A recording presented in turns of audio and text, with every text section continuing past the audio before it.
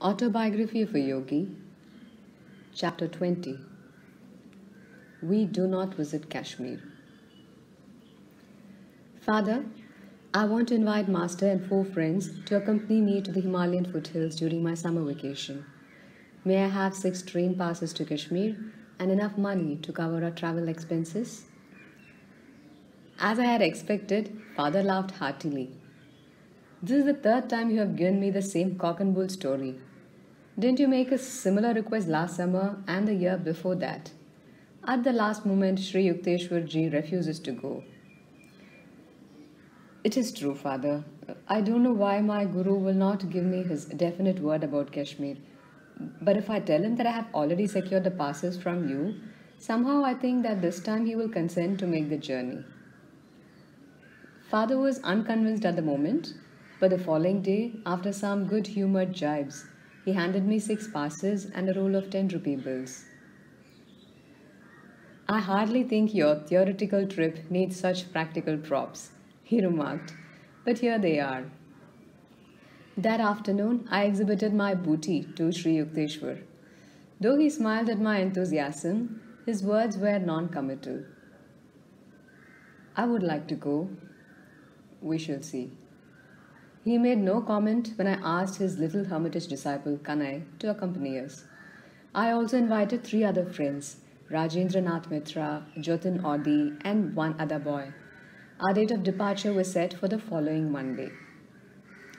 On Saturday and Sunday, I stayed in Calcutta, where marriage rites for a cousin were being celebrated at my family home.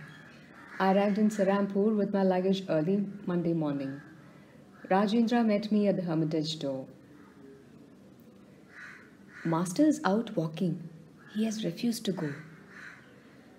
I was equally grieved and obdurate.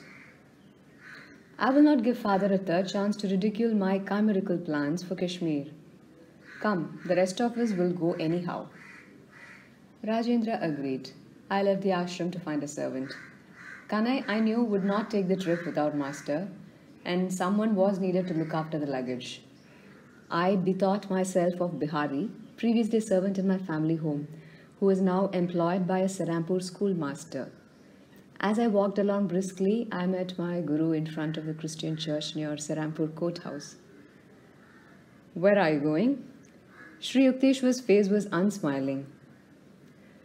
Sir, I hear that you and Kanai will not take the trip we have been planning. I am seeking Bihari. You will recall that last year he was so anxious to see Kashmir that he even offered to serve without pay. I remember. Nevertheless, I don't think Bihari will be willing to go. I was exasperated. He is just eagerly waiting for this opportunity. My Guru silently resumed his walk. I soon reached the schoolmaster's house. Bihari in the courtyard greeted me with a friendly warmth that abruptly vanished as soon as I mentioned Kashmir. With a murmured word of apology, the servant left me and entered his employer's house. I waited half an hour, nervously assuring myself that Bihari's delay was being caused by preparations for his trip. Finally annoyed, I knocked at the front door. Bihari left by the back stairs about 30 minutes ago, a man informed me. A slight smile hovered about his lips. I departed sadly, wondering whether my invitation had been too coercive or whether Master's unseen influence were at work. Passing the Christian church, again I saw my Guru walking slowly toward me. Without waiting to hear my report, he exclaimed, So Bihari would not go. Now what are your plans? I felt like a recalcitrant child who was determined to defy his masterful father. Sir, I am going to ask my uncle to lend me his servant, Lal Dari. See your uncle if you want to, Sri Yukteswar replied with a chuckle, but I hardly think you will enjoy the visit. Apprehensive but rebellious, I left my Guru and entered Serampore courthouse. My paternal uncle, Sarada Ghosh, a government attorney, welcomed me affectionately. I'm leaving today with some friends for Kashmir. I told him. For years, I have been looking forward to this Himalayan trip. I'm happy for you, Mukunda. Is there anything I can do to make your journey more comfortable? These kind words gave me a lift of encouragement. Dear uncle, I said, could you possibly spare me your servant, Laldari? My simple request had the effect of an earthquake. Uncle jumped so violently that his chair overturned. The papers on the desk flew in every direction, and his pipe, a long coconut-stemmed hubble-bubble, fell to the floor with a great clatter.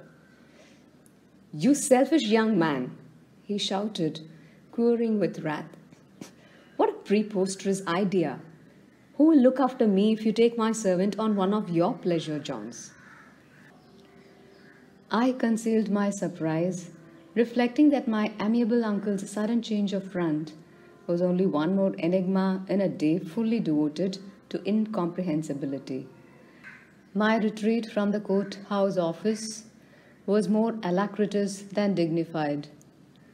I returned to the hermitage, where my friends were expectantly gathered. Conviction was growing on me that some sufficient, if exceedingly recondite motive was behind Master's attitude. Remorse seized me that I had been trying to thwart my Guru's will. Mukunda, wouldn't you like to stay a while longer with me? Sri Yukteswar inquired. Rajendra and the others can go ahead now and wait for you at Calcutta. There will be plenty of time to catch the last evening train leaving Calcutta for Kashmir. Sir, I don't care to go without you, I said mournfully. My friends paid not the slightest attention to my remark. They summoned a hackney carriage and departed with all the luggage. Kanai and I sat quietly at our Guru's feet. After a half hour of complete silence, Master rose and walked toward the second floor dining patio. Kanai, please serve Mukunda's food. His train leaves soon. Getting up from my blanket seat, I staggered suddenly with nausea and a ghastly churning sensation in my stomach. The stabbing pain was so intense that I felt I had been abruptly hurled into some violent hell. Groping blindly toward my Guru, I collapsed before him, attacked by all symptoms of the dread Asiatic cholera. Sri Yukteswar and Kanai carried me to the sitting room. Racked with agony, I cried, Master, I surrender my life to you. For I believed it was indeed fast ebbing from the shores of my body. Sri Yukteswar put my head on his lap, stroking my forehead with angelic tenderness. You see now what would have happened if you were at the station with your friends. He said, I had to look after you in this strange way because you chose to doubt my judgment about taking the trip at this particular time. I understood at last. Inasmuch as great masters seldom see fit to display their powers openly, a casual observer of the day's events would have imagined that their sequence was quite natural. My Guru's intervention had been too subtle to be suspected. He had worked his will through Bihari and my uncle Sharada and Rajendra and the others in such an inconspicuous manner that probably everyone but myself thought the situations had been logically normal.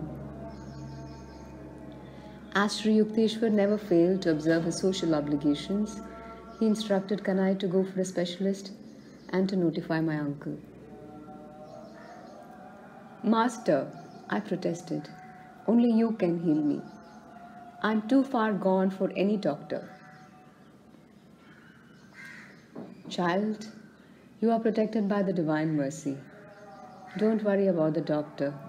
He will not find you in this state. You are already healed. With my Guru's words, the excruciating suffering left me. I sat up feebly. The doctor soon arrived and examined me carefully. You appear to have passed through the worst, he said. I will take some specimens with me for laboratory tests. The following morning, the physician arrived hurriedly. I was sitting up in good spirits. Well, well, here you are, smiling and chatting as though you had had no close call with death. He patted my hand gently. I hardly expected to find you alive, after I had discovered from the specimens that your disease was Asiatic cholera. You are fortunate, young man, to have a guru with divine healing powers. I am convinced of it. I agreed wholeheartedly. As the doctor was preparing to leave, Rajendra and Audie appeared at the door. The resentment in their faces changed into sympathy as they glanced at the physician and then at my somewhat worn countenance. We were angry when you didn't turn up as agreed at the Calcutta train. You've been sick? Yes. I could not help laughing as my friends placed the luggage in the same corner it had occupied yesterday. I quoted, "There was a ship that went to Spain. When it arrived, it came back again." Master entered the room. I permitted myself a convalescent's liberty and captured his hand lovingly. "Guruji," I said, "from my 12th year on, I have made many unsuccessful attempts to reach the Himalayas. I am finally convinced that without your blessings, the goddess Parvati will not receive me.